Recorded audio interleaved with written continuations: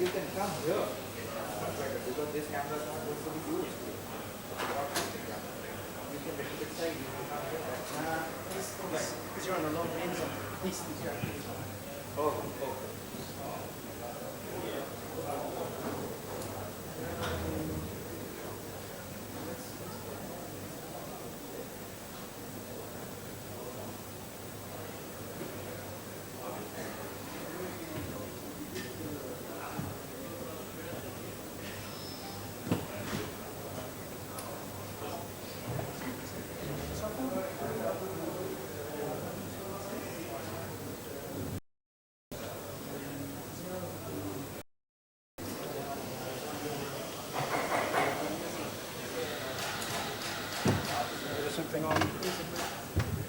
Here's handheld 4. Handheld 4, actually, technically it's 4 of 3, but let's not go there. You got that? Cool.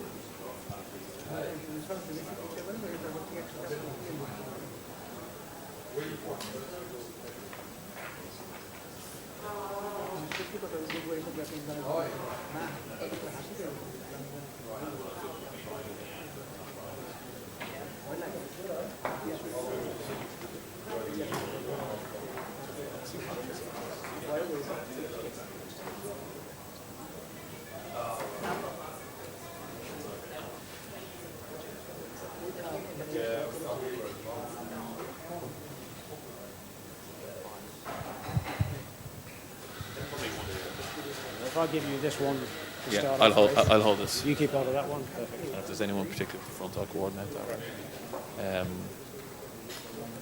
Yeah. Sorry. Just so you know, I'm going to be probably standing here in this afternoon. Are you going to sit here for the first time? Okay. Well, there might be a bit of noise in terms of people coming in through that door. It's just for just look at the way. Try and be conscious of it.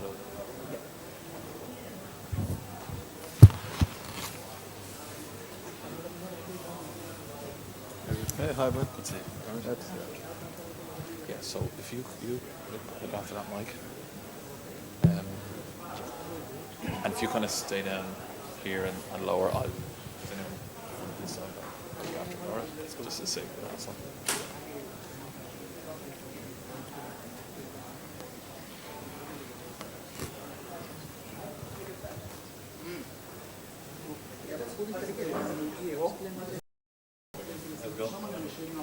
Eric, nice to meet you. Very well.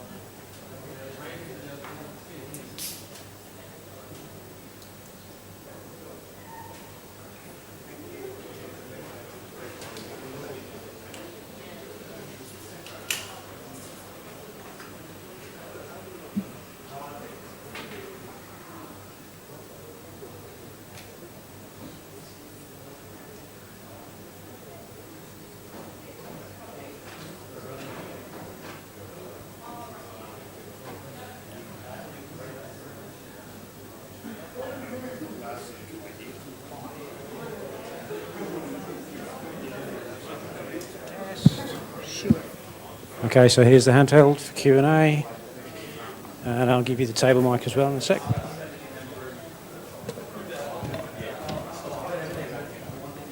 Ears up, here's the table mic. 1, 2, 3, 4, 5, 6, 7, 8, 9, 10. Thanks, mate.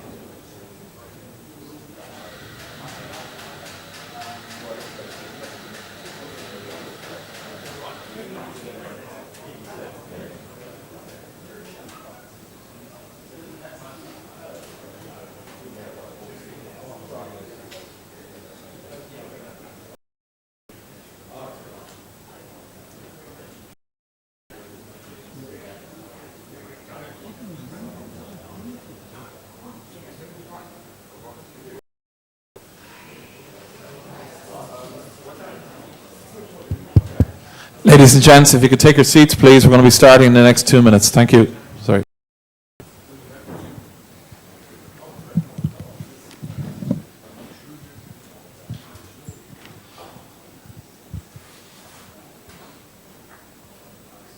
If I could ask you to all leave recording devices here, please.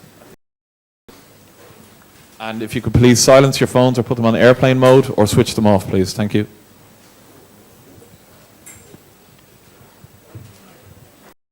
You didn't get the media advisory earlier. We're going to actually have 3 press conferences. So it'll be A.B. de Villiers first, followed by Mike Hessen at about 12:20, and then Brendan McCullum.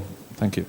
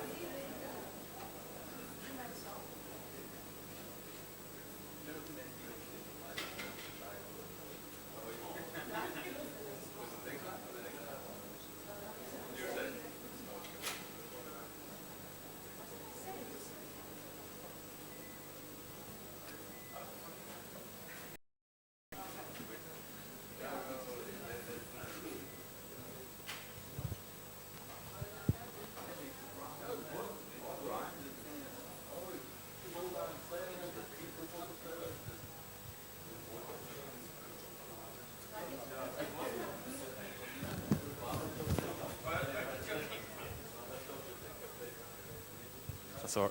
That's all right. Yeah. Cheers.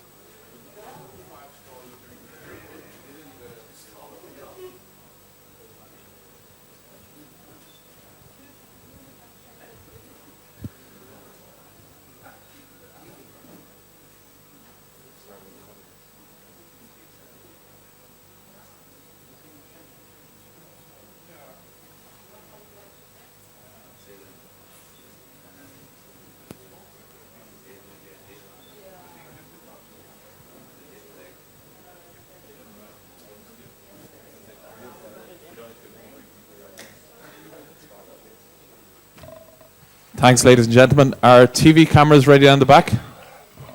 All okay? Just once more, if you please silence your phones and raise your hands if you've got questions.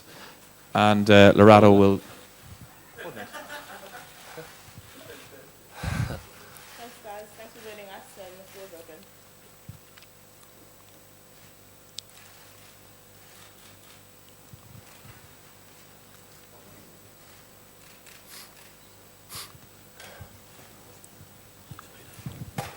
AB, hi. Sorry, can you give a sense, those two losses earlier in the tournament, do you think in any way they helped to sharpen the focus of the team for what lay ahead? I guess you can look at it like that if you want to. I never like losing a cricket game, so personally to me, I don't feel proud of the two losses in the group stages. The nice thing is that it's something of the past, and we find ourselves in the semi-final of a World Cup, having played a really good game in the quarters. So there's a lot of confidence behind us. I feel the team is in a really good space at a really good time. So we've got a lot of reason to be confident for tomorrow's game. Have you spent a lot of time dwelling on New Zealand and the way they've performed in the Cup, or to your mind is it more about what you do and how you go? It'll be silly to focus too much on the cricket they've played, because they've played really well. But not only that, I personally don't like to focus too much on the opposition. I've mentioned that in a few presses before, that I believe that if we play to our full potential, that no one's going to stop us in this tournament. It's important for me to get the guys in a good space, to make sure they're confident mentally, they're fresh physically. Because I know at the end of the day, if we rock up here and play a good game of cricket, that we'll come out on top. Maybe just, do you have a fully fit squad, and can you choose from everybody? We do. Yeah, everyone's fit and ready to go. How far is Vern? Yeah, Vince ready to go, and he's No fitness test tomorrow. he'll maybe run through a few paces, but the last few days, and he looks like he's 100%. So no reason to worry about him. AB, did you learn anything specifically from the game against Pakistan here that you'll take into the game tomorrow? Maybe about the ground or conditions, or do you just start completely afresh? Yeah, well, a bit of both. We definitely learned some valuable lessons in that game. I was personally very disappointed with that loss. But having looked back now and reflected, it's I don't think anything over 230 has ever been chased down here in the ODI. So it's maybe not a bad thing to know there's little things going into semi-finals, the way to go about it, not to panic when you lose a couple of wickets early or whatever happens. There's no need to panic, that you can always find your way back on this field and you can keep fighting right till the end. You're never out of it. Yeah, so just it's nice to sort of get used to the angles of the field.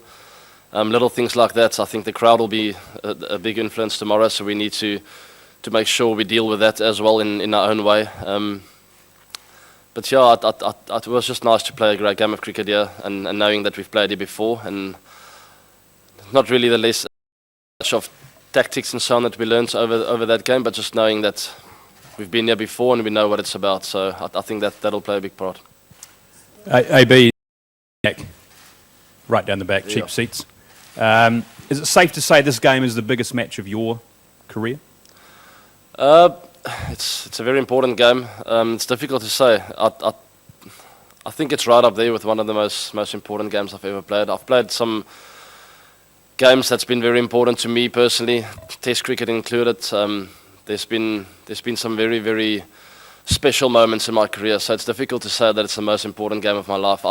Every time, like I said so many times before, every time I wear that shirt, I feel like it's the most important game of my life. So I'm not going to put too much emphasis and importance on this game, even though we know what it's all about. I think the guys know enough.